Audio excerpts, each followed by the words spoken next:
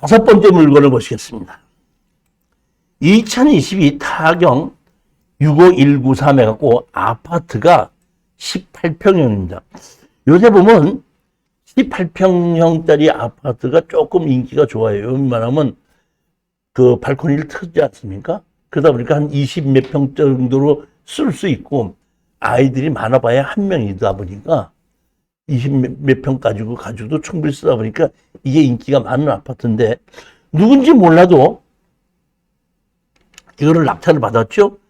2억 5,800이 1억 8천 떨어지다니까 2억에 낙찰을 받았다가 미납을 해갖고 다시 떨어져서 지금 3차까지 떨어져서 1억 6,200까지 떨어졌기 때문에, 이걸 미납을 했기 때문에 입찰 보증금이 20%입니다. 20%를 가지고 우리가 입찰에 들어가셔야 됩니다. 여기 보시게끔 되면은 누군지 몰라도 500만 원의 전세가 들어갔는데, 전입하고 전입했고, 여기 보면 전세권 설정을 해놨죠. 전세권 설정을 해놨는데 이 기준권리보다 밑이죠. 그러다 보니까 이 전세권은 그 기준권리 이후의 전세 때 말소입니다. 사실은 제가 보기에는 이렇게 전세권을 하지 않고 이분이 그냥 전입을 하고 그 배당 요구를 했다면은 소액 임차인으로 배당이 나갔을 텐데, 제가 보기에는 그냥 후순위로 전세권 설정해놓고 아무것도 안 했던 것 같아요, 보면. 자, 그런데 보니까 1순위로 지금 돈을 어디서 빌려줬냐면 우리 AMC 금융대부에서 돈을 빌려주고, 또 보게끔 되면 여기 보면 그 전세권까지 또 다시 같이 다 인수를 했더구만. 제가 보기에는 우리 AMC 금융대부에서 자기네 돈을 다 못 건진다 그러면은, 자기네 돈 받을 걸 가지고 전부 다 낙찰을 받으면은, 자기 돈 받을 걸 전부 다 낙찰을 받지 않습니까?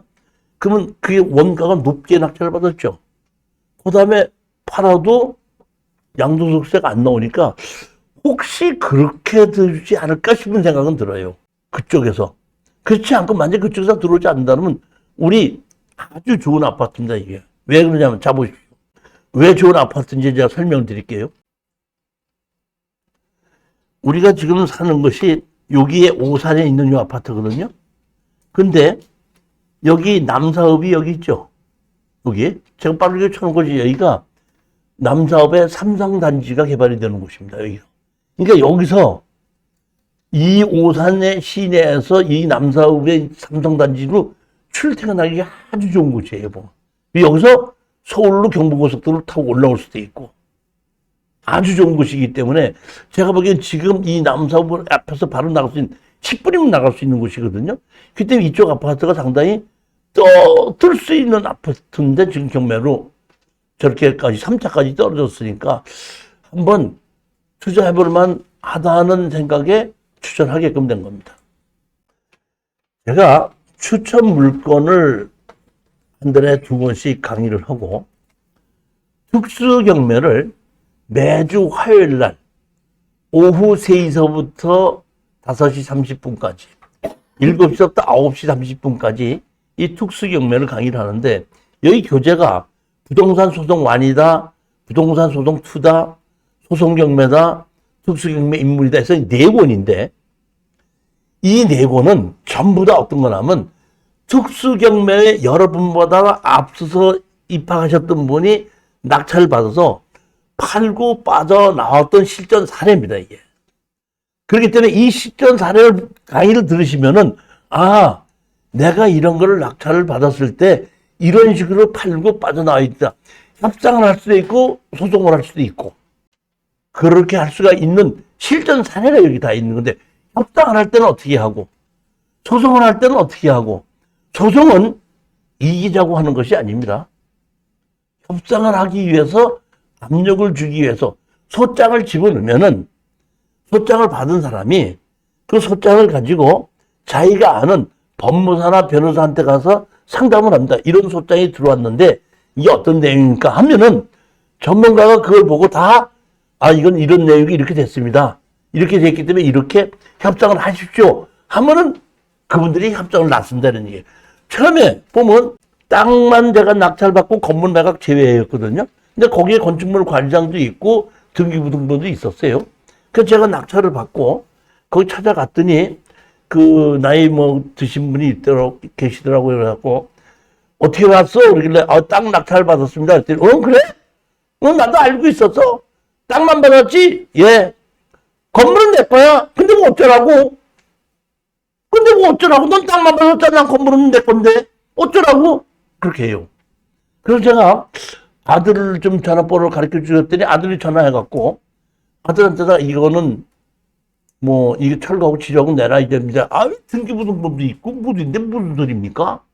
할 수 없이 소장을 집어넣은 겁니다.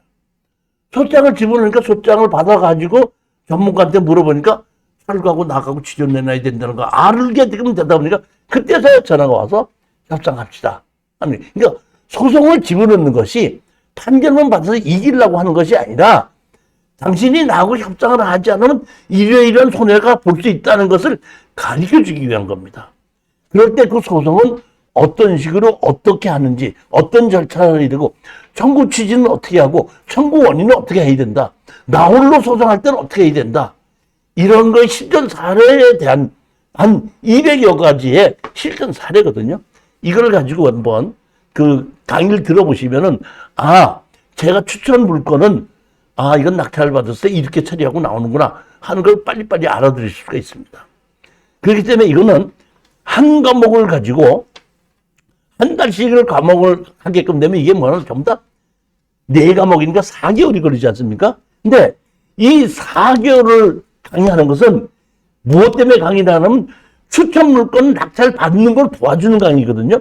그렇기 때문에 추천 물건 강의가 1년 동안에 120만 원이지 않습니까?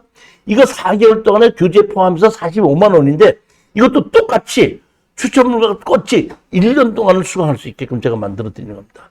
왜냐하면 이 강의가 이걸 갖고 끝나는 것이 아니라 특수경매를 낙찰을 받아서 해결하는 방법의 강의이기 때문에 이거는 추천 물건 강의의 보조 강의이고 실전 사례 강의다 이렇게 하시면 됩니다.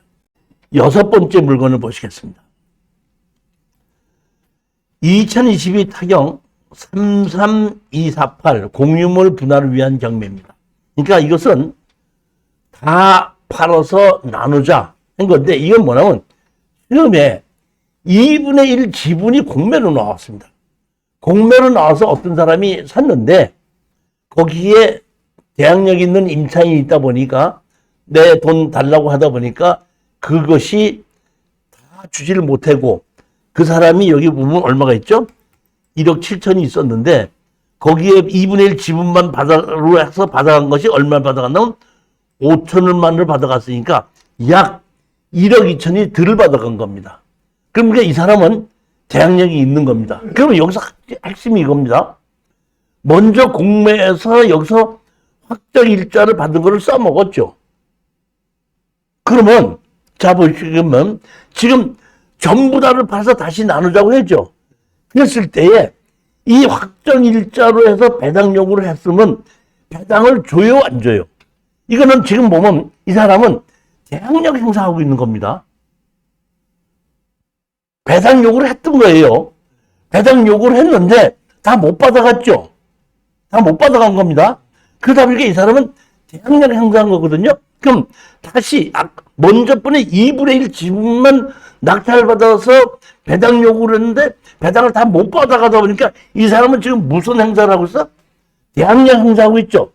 대항력 행사한 거고 여기서 배당 요구한 건 옛날에 배당 요구를 했던 거죠. 그럼 지금 전부 다를 나누자고 했을 때에 낙찰이 되면 이 배당을 이 사람에게 준다 그러면 우리는 돈이 많이 남는 거고 안 주고 대항력으로 그대로 우리한테 떠넘긴다 그러면 우리한테다가 문제가 있을 수 있습니다. 저도 이런 경우에 아주 특이한 사례이기 때문에 이 대항력으로 될는지 배당을 주는지 정확히 잘 모르겠더라고 이런 경우에. 근데 제가 뭐냐면 나는 제가 봤을 때 이거는 배당 요구를 했으면 배당 주는 걸로 보는 게 맞는데 여기서 보게끔 나는 3차에서 2억 2,800원에 낙찰을 받았죠. 근데 이 사람이 미납을 했죠. 만약에 배당 요구를 해서 배당을 준다고 했을 때는 이 사람이 미납할 이유가 없겠죠. 딱 그래서 그게 의심스러운 거예요, 제가 보면. 그래서 이럴 때는 여러분들이 어떻게 하느냐? 여기 보면 경매 일개 전화번호 있죠? 이 사건 되고 여기 세입자가 있는데 배당 요구를 했는데 배당이 나갑니까? 안 나갑니까? 그걸 보고 배당 안 나간다고 하면은 대항력을 행사한다면 조금 더 떨어져야 되고 배당이 나간다면 다시 들어가도 된다는 얘기입니다. 저는 일반적으로 이것이 배당이 돼야 되는 게 맞는데 아무래도 미납을 했다는 것 자체가 배당이 나간다고 했을 때는 미납을 했을 리가 없다는 뜻이거든요. 그렇기 때문에 대가 권리 분석하는 거하고 좀 다를 수가 있지 않겠는가 싶어서 확인하고 가자 이런 뜻입니다. 이거는 이걸 추천하라는 것이 아니라 아주 특이한 경우이기 때문에 우리가 권리 분석에 이런 것도 우리가 알고 있어야 되기 때문에 지금 현재는 먼저 번에 경매가 나왔을 때 배당 요구를 해서 배당을 받았는데 배당을 써먹었다는 뜻입니다. 공매 때죠, 공매. 공매 때. 근데 지금 다시 써먹었는데 또 대항력으로 행사를 하고 있는 거거든요. 그러니까 배당을 써먹기 때문에 여기다가 배당 요구를 했는데 또 안 줄 수도 있다. 이런 지금 판단한 거예요. 이 권리 분석을. 그러니까 제가 한 20여 년 동안 경매 물건을 추천해보고 뭐 이렇게 했는데 이런 경우가 처음이에요. 그 저도 긴가민가 해갖고 이거는 내가 뭐 추천하라는 것보다는 이런 거를 우리가 이번에 배우고 가야 되겠다 싶은 생각에 여러분들도 같이 전화를 걸어서 확인해보고 여러분들도 아는 거 가지고 다음번에 다시 한번 의논해서 이럴 때는 어떻게 되더라 이런 것을 우리가 알고 넘어가자 그런 얘기입니다.